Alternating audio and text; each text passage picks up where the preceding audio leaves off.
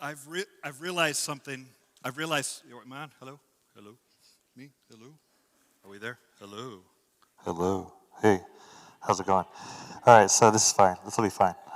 I've realized something about myself over the years. I'm kind of a trust but verify guy, right? Like, I'll trust you to a point, but I'm probably still going to check it out for myself.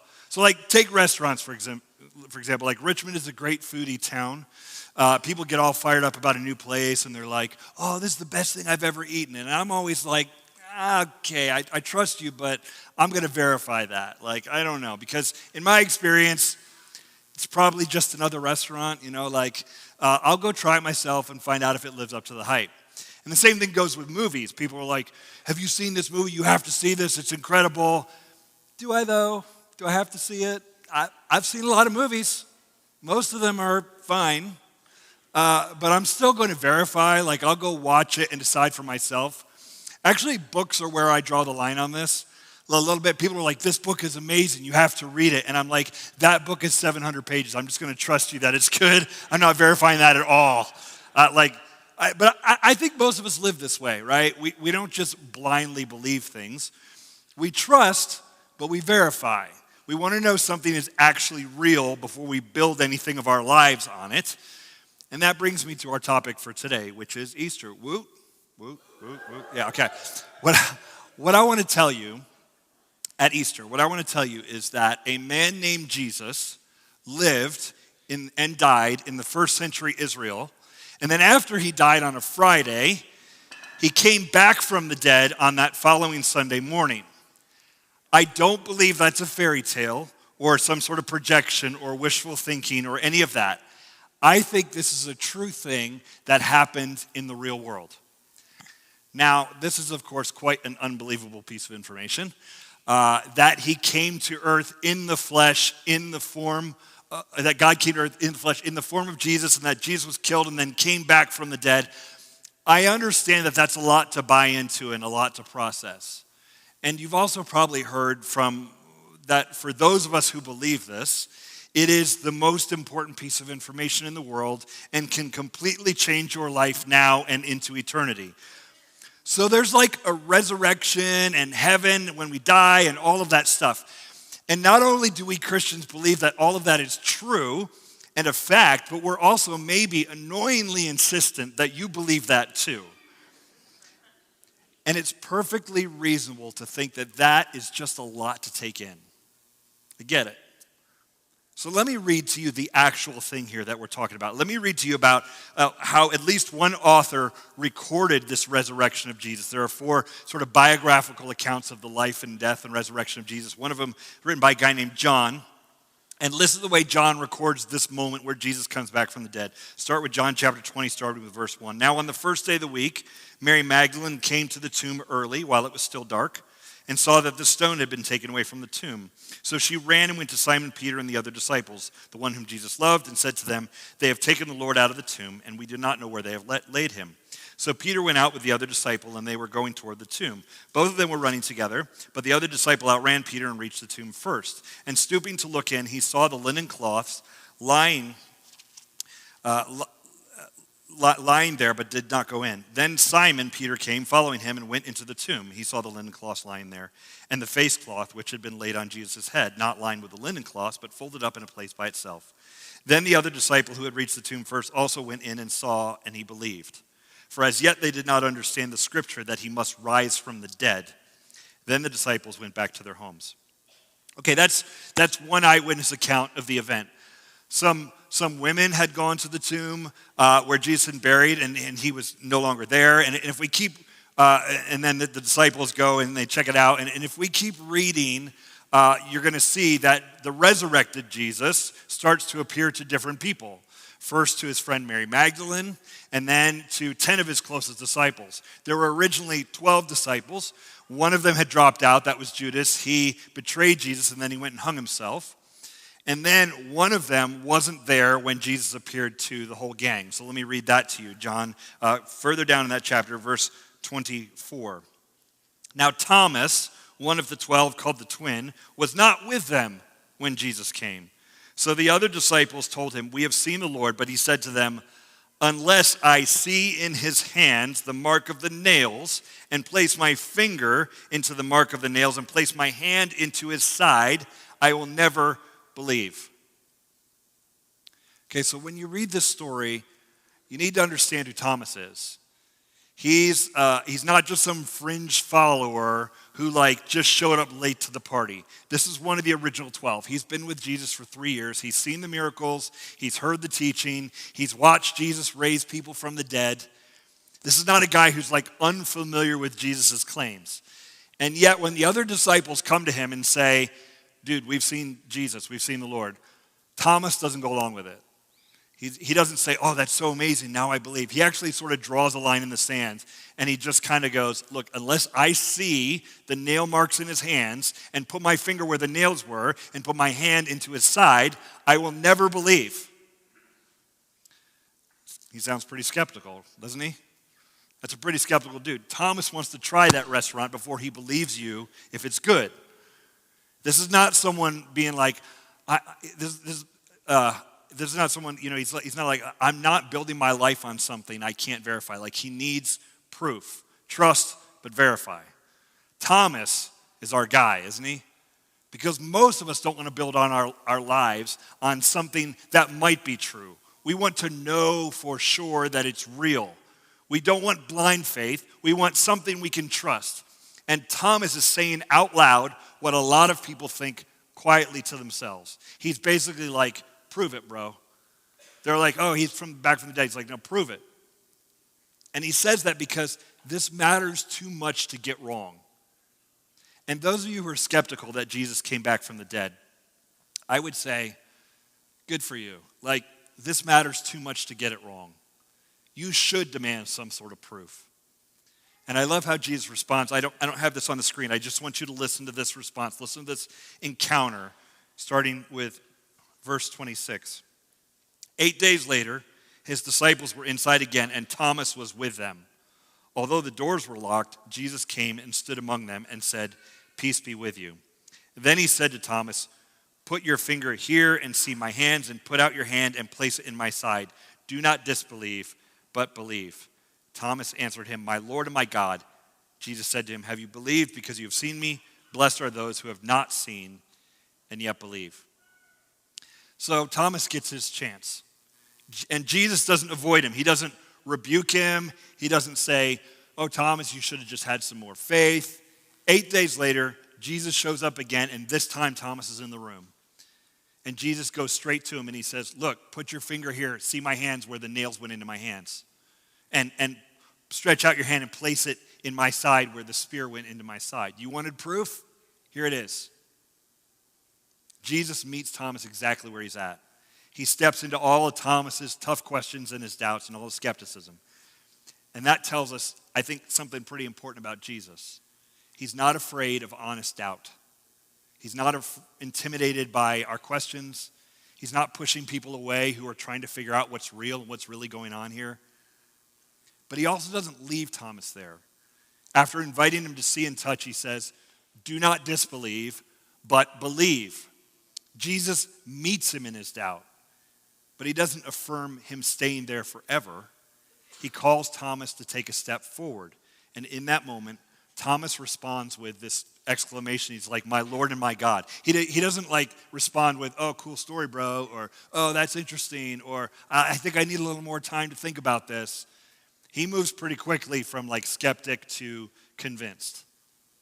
And then Jesus says something that I think reaches all the way to us. He says, hey, have you believed because you've seen this? Blessed are those who have not seen and yet have believed. I love that. Because I think he's talking about you in the Bird Theater in 2026. He's expanding the invitation because from that moment on, most people would not get to see what Thomas saw.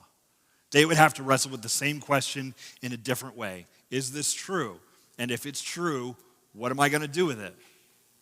Because at some point, the issue is no longer about evidence. It's about response. This is true of so many things in life. I could give you really compelling evidence about almost anything, and you still have to make a choice to believe it or not. Facts are facts, but beliefs are something different. You can be presented with the same information and come to very different conclusions depending on what you're willing to do with it.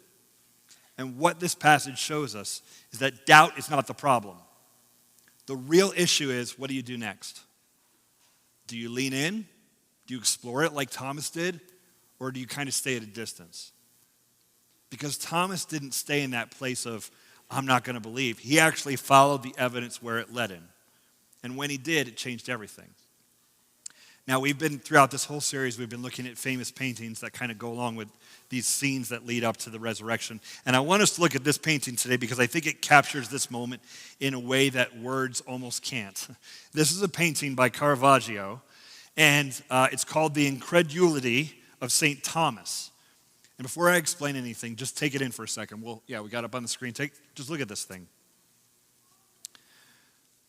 I don't want you to rush past this because what you're looking at is not like this polished, idealized religious painting where everyone's like got a little crown around their head glowing and that kind of thing. You've probably seen all that. This is a little more raw and almost like a little bit uncomfortable.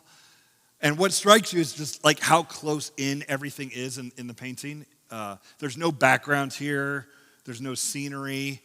Everything is pulled in tight, like the whole world was just collapsed into this one little moment. And all of the attention in this painting is kind of focused on one place. Caravaggio is using something called chiaroscuro shading here for the light and the dark contrast. I didn't know what that was, okay? And I had only heard that word in a Homestar Runner video like 20 years ago. Where are my millennials at? I just found you all. But honestly, most people in this room is like a former VCU art major, so you probably know what this is. But chiaroscuro shading is when he uses the light and the dark in the way the light and the dark is being used. And so it's kind of brilliant how he uses light to focus the attention on the wound that's in Jesus' side. That's the center of gravity of this whole painting. It's where every eye should be looking. That's where the light falls. It's like the painting is saying, if you want to understand anything about this moment, you have to look right here at this. And so you see Thomas. He's not standing back with his arms crossed like a skeptic. He's leaning all the way in. His face is a little bit tense. His brow is furrowed, right? He's got so many wrinkles in that forehead. It's amazing. He looks like a Shar-Pei. It's weird. It's weird. And you can feel him trying to make sense of what he's seeing, right? He's not like, oh, cool, Jesus, what do you have there? It's not like that kind of moment. Is this someone who's trying to decide if what he's seeing in front of him is real? And then you notice his hand. He's not just looking, he's touching. He's pressing into the wound. And Caravaggio doesn't make that scene like, he doesn't clean it up or try to make it symbolic. It's very physical, it's very direct. It almost makes you uncomfortable to look at it when you look at the wound. But the coolest detail, I think, in this painting is this. Thomas isn't actually like leading this moment. Jesus is. If you look closely, Jesus is guiding Thomas's hand. Thomas isn't confidently reaching out like he's in control. Jesus is pulling him closer. Almost like Thomas doesn't quite know what to do. That's such a powerful picture of what's happening in the text. Thomas thinks he's the one setting the terms. Unless I see, unless I touch. But in reality, Jesus is the one moving toward him, meeting him right in the middle of his doubt, even helping him get to the place where he can see clearly. And then there are other disciples kind of leaning into, straining to see. Nobody's standing back and telling Thomas, like, you should just have faith. Like, nobody's disengaged. This is the moment of investigation. This is a room full of people asking the same question that maybe you're asking. They're basically going like, is this real? Did this really happen? You know, sometimes we imagine faith as something that ignores evidence, but this scene actually shows the opposite of that. Faith, at least in this moment, is wrestling with what's right in front of you. What Caravaggio does is he takes this story from the book of John and he makes it very physical. He makes you deal with it. You can't just be like, that's a nice story, it's a metaphor, it didn't really no, you have to ask the same question Thomas is asking. Is this real? Did this actually happen? And if it did, what does it mean? Because just like in the text, this moment doesn't end with Thomas staying in doubt. This is the turning point. This is where everything changes for him. And for a lot of us, if we're honest, this is exactly where we are. We're leaning in, we're looking closely, we're trying to decide what's real. And the claim of Christianity is not that you need to just shut that part of your brain down. It's that Jesus meets you right there in that moment, and he invites you to look even closer. Now here's where the story gets interesting, because John's gospel doesn't tell us what happens next for Thomas. It kind of leaves him right there in that moment where he goes, my Lord and my God. And if we're not careful, we can treat Thomas like this whole scene is like his whole identity. People always call him, historically, they call him Doubting Thomas. That's what we call him. And I think that's a bummer, especially if your name's Tom. I think it's because he's more than a guy who has doubts, right? He's not a flat character. He's a real person. Yeah, he was the guy who needed proof to believe. But that's not where his life ends. That's actually just where it begins. When you look at early church history and tradition, there's more to the Thomas story. According to some of the earliest sources we have, Thomas doesn't stay in Jerusalem. He actually goes farther than almost any of the other apostles. Church tradition consistently says that Thomas traveled east, eventually making his way all the way to India. Now, to be clear, the Bible doesn't actually record that journey. We don't have that written down. But when you step into early Christian writings, particularly things like the Acts of Thomas and later church historians like Eusebius, there's this consistent thread that Thomas becomes a missionary to the east. There are even ancient Christian communities in India to this day, especially along the Malabar coast, and they trace their origin back to Thomas. If you go to church today out in Shenandoah, and you ask them, where did this church come from? And somebody will be like, my grandpa, my grandpappy, whatever they say out there, my grandpa, he started this church in 1924. And you'd be like, oh, this church's been around a long time. But you go to India, and you can find certain churches, and you ask them where it came from, and they'll be like, Thomas started it. How about that? Take that, Grandpa. Thomas started the church. And they've done that for centuries, long before historians ever showed up and started asking questions. That doesn't happen accidentally. That kind of consistent tradition usually points back to something real. And what's fascinating is how the story ends. According to that same tradition, Thomas is eventually martyred for his faith.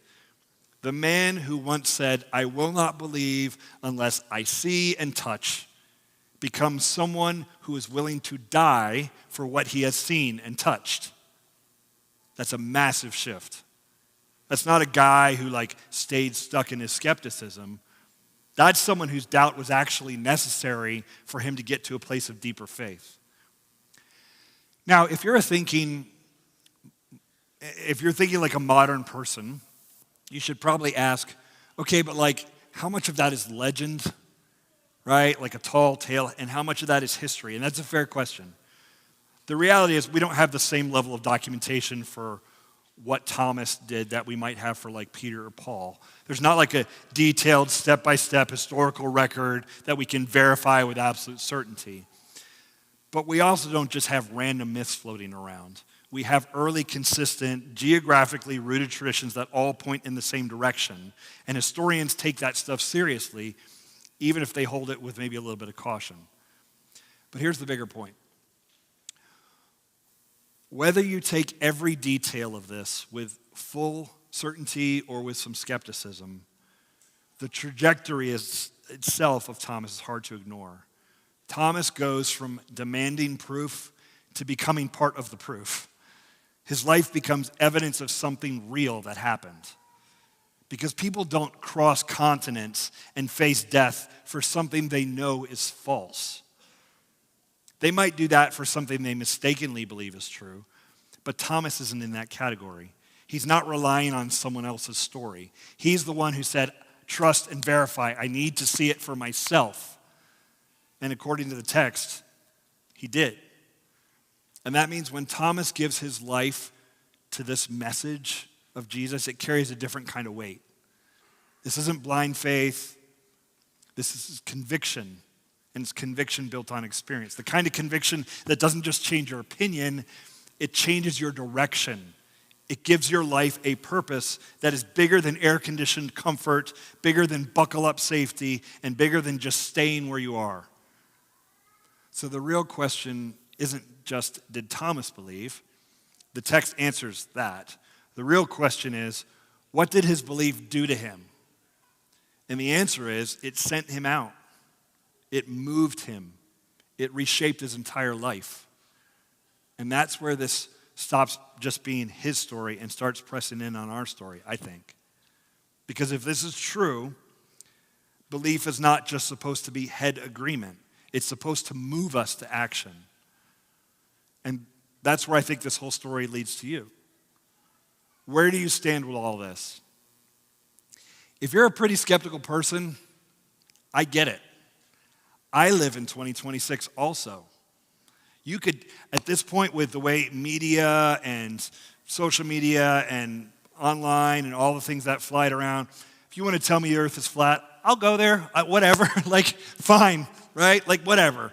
Like everything seems to be up for grabs, right? So skeptical, it's weird out there. I get it. I've been skeptical about most everything for most of my life, and the internet and social media has made all of that worse. To be clear, I do think the earth is a sphere. Are we clear? All right, cool. But if you want to argue about it later, I'll listen to you at least, okay? I used to not believe aliens are real.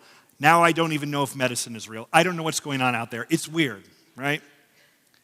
There's like anyone making truth claims about almost anything has really taken a beating in the last decade or so.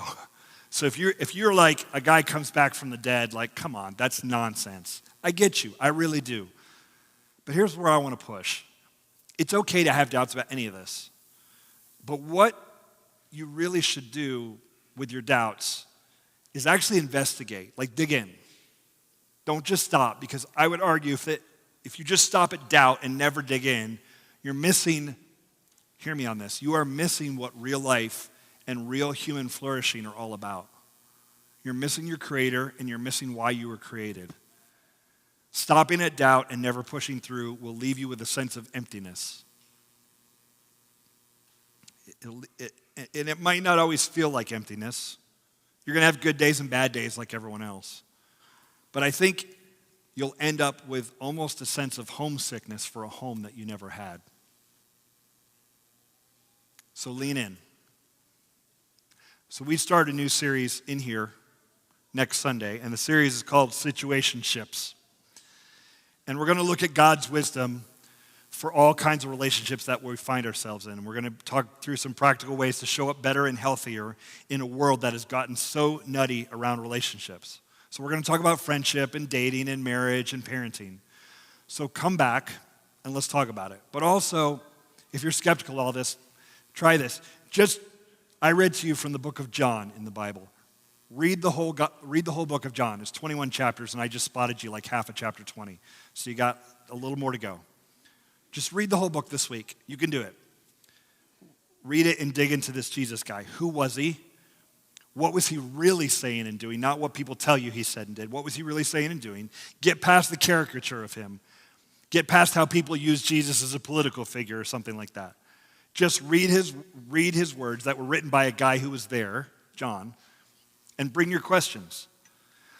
So many people that I hear claim to walk away from faith because they had doubts and questions, and they say, and I've heard this a lot, they say, no one at the church answered their questions or could handle their doubts. I don't want to be like that here. So I would just say, show up and keep bringing your questions. We're not scared of that. We can talk through all of it. For the Christians in the room, and I know a lot of you are, more specifically, but really I think everyone can benefit from this. Listen, if it's true that Jesus died and then walked out of the grave alive again, then I would simply suggest that life is not something you can just kind of coast through. Life is not get good grades, get a job, get a spouse, have kids, work for the man, retire in Florida and call it good. Like that's not the trajectory. That may be an American dream, but if we're followers of Jesus, we need to dream something bigger. Because if Jesus is alive, then God is real.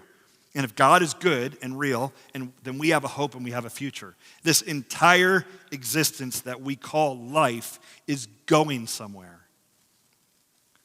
I've stepped away from almost all social media for Lent, except for Substack, which is sort of a bunch of blogs from different writers. And a while back, I found this note on there from a writer named Vidya. I can't even recommend to you all her stuff. It's a little too like woo-woo for me. But she wrote this note about making the most of your life. And I'm not going to read the whole thing. I just want to share for you a few lines. It says this. We'll put it on the screen. The figs will rot if you don't eat them.